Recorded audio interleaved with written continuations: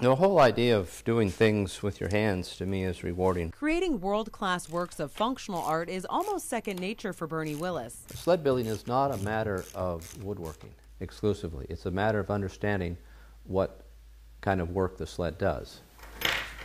But that wasn't always the case. Bernie's story starts with a story 50 years ago.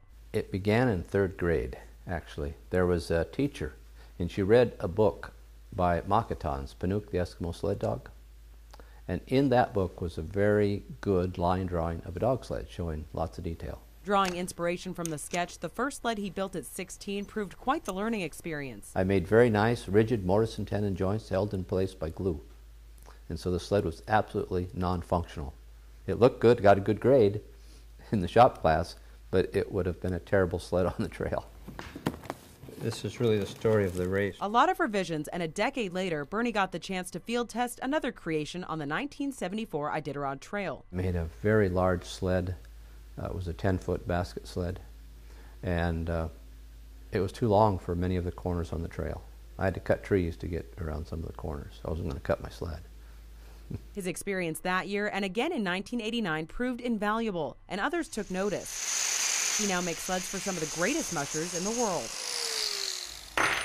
This is a sled that Dee has used, and she wants a modification to it.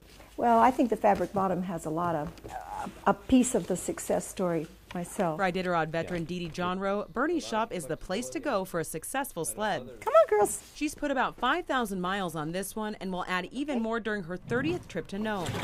Dee says Bernie's sleds provide the strength and flexibility she needs to take on the trails. Good quality craftsmanship. That's the thing, is he pays attention to detail, and he paid attention to detail as a pilot. He pays attention to detail as a sled builder, and you know, that's the kind of person whose equipment I need. Bernie still has an affinity for mushing and takes his 6-dog team out for a few miles every week. And then you flex the sled in like this. But says the days of trekking 1,000 miles through the Alaskan wilderness are behind him. Oh, every once in a while I think about it, but probably not.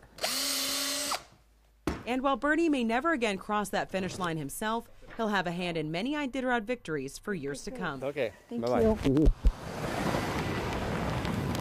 In Wasilla, Heather Hintze, CBS 11 News.